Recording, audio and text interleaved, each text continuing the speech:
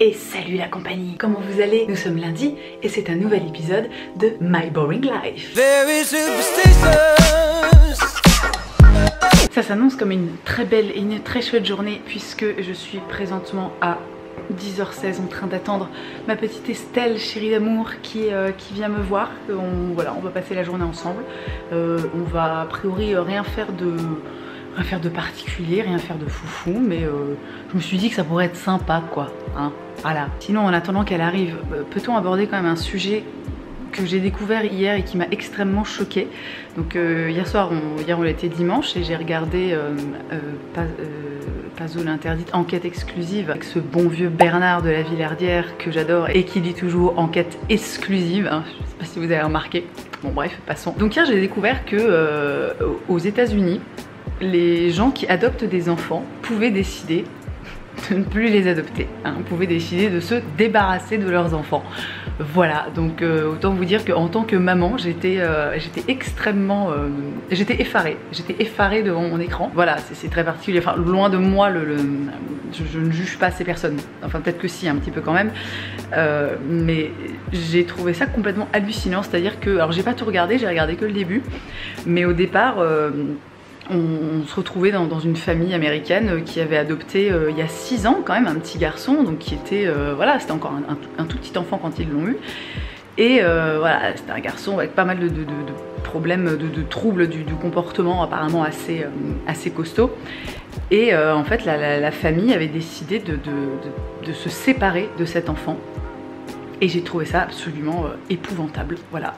Et c'est marrant parce qu'un jour j'avais un débat avec quelqu'un qui me disait oui mais si, imaginons si t'as voilà, ton enfant biologique et l'enfant que ton enfant adopté et que les deux sont genre suspendus à flanc de falaise, tu vois, et que tu peux en sauver qu'un, c'est sûr que tu sauves ton enfant biologique. Et moi j'étais là mais non, mais n'importe quoi, un enfant adopté tu l'aimes tout pareil que ton enfant biologique, je veux dire c'est ton enfant, c'est pas parce qu'il est pas, c'est pas parce que c'est pas ton sang et que c'est pas tes gènes, voilà, ça n'entre en aucun cas en jeu. Et j'étais persuadée que genre le monde entier pensait comme ça. Et hier je me suis quand même pris une grosse baffe en découvrant que non. Voilà, donc j'ai trouvé ça assez épouvantable, d'autant plus qu'après il y a toute une espèce de moitié de trafic d'enfants, enfin je crois qu'il faudrait que j'arrête de regarder les émissions du dimanche soir parce que c'est vraiment, ça te fout le moral mais à zéro quoi. Voilà, sur cette petite note hyper joyeuse, je vais filmer mon chien, ça fera une bonne transition. Coucou.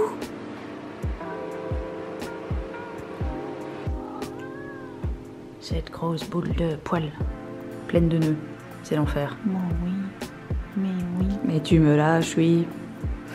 Regardez-moi ça comme elle est gentille, même quand je l'emmerde, elle est gentille. Non, Pompon, t'es si mignonne. Ce chat est une blague. Mais qu'est-ce que c'est que cette position? Personne ne se met comme ça. Coucou. Oh, mes mini. Et c'est ma copine Estelle. Oui.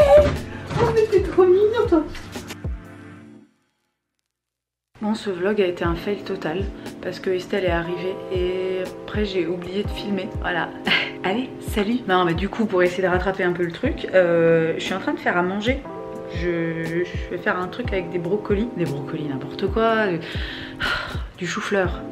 Ceci est un chou-fleur. Du coup je me suis dit que j'allais peut-être vous montrer ça, peut-être c'était intéressant. Ou pas, hein, je sais pas. C'est pas, Internet c'est pas un endroit curaté. T'as justement ton long métrage que t'as mis 8 ans à tourner. On s'en fiche de ça. Je suis en train d'écouter un podcast que j'aime beaucoup qui s'appelle Nouvelle École et là j'écoute l'épisode avec Solange. Solange te parle. Solange, si tu passes par là, je t'embrasse. Je sais que tu passes de temps en temps.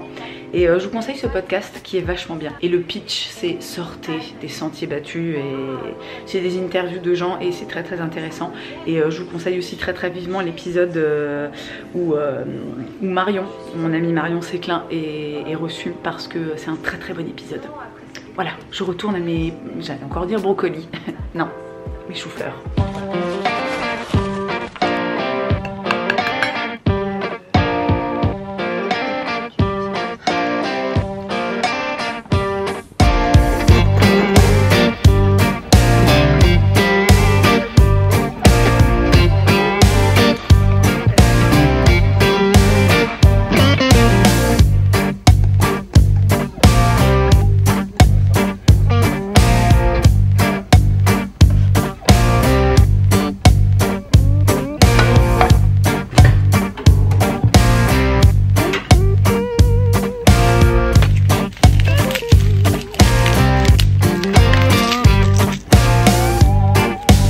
Un problème?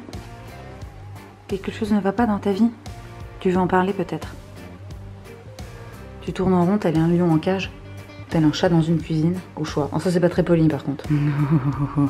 Je veux des câlins. J'en profite pour placer un petit, entre guillemets, un fou de vori.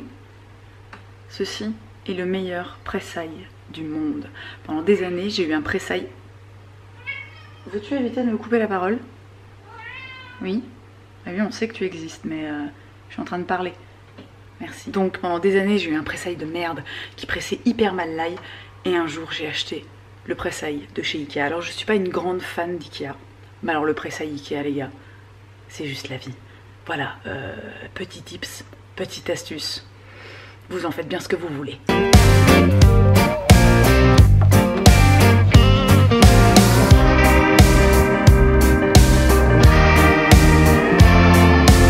Alors par contre la recette que je teste, c'est censé être de la sauce sriracha, je crois, dedans, mais j'en ai pas. Alors je vais mettre ça parce que ça ressemble.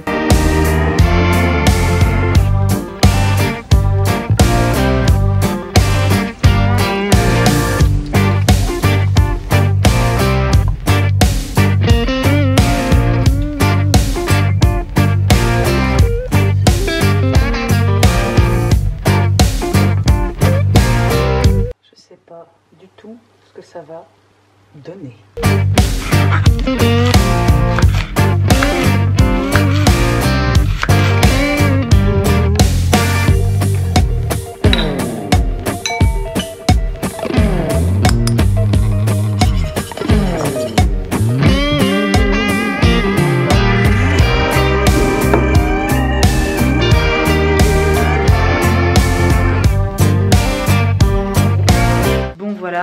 Ce vlog nul touche à sa fin.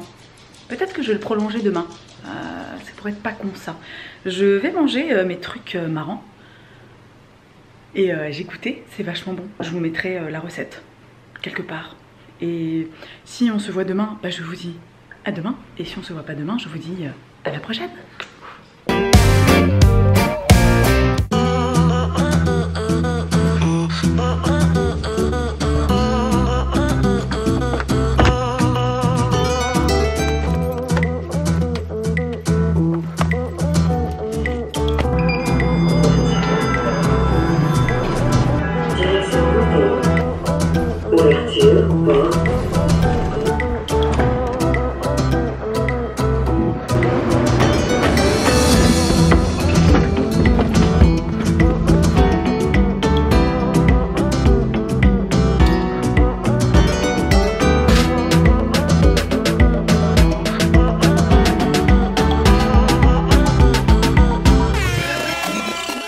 Et coucou, c'est le jour 3 de ce vlog.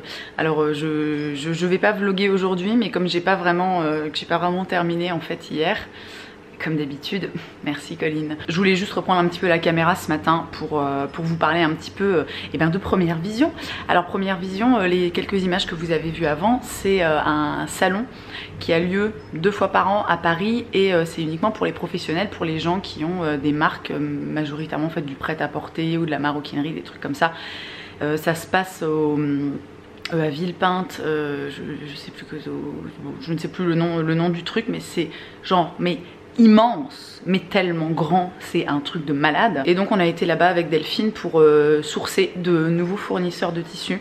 Alors moi je suis très contente parce que on a trouvé pas mal de trucs très cool, surtout, on essaie vraiment de trouver des matières pour les prochaines collections qui soient un petit peu plus éco-responsables, donc du lyocell, du lin, du coton bio, des matériaux recyclés aussi.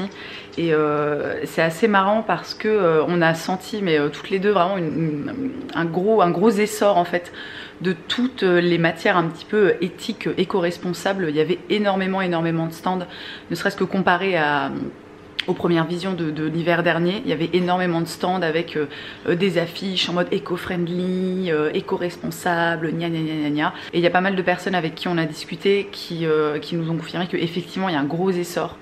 Il y a une grosse demande en fait du côté des marques et donc forcément voilà, des clients pour des choses un petit peu plus responsables, un petit peu plus éthiques, un petit peu plus écologiques. Donc c'est cool. Alors c'est peut-être un peu con, mais j'ai trouvé que c'était un prisme vraiment intéressant au travers duquel un petit peu voir l'évolution des choses finalement et l'évolution des mentalités.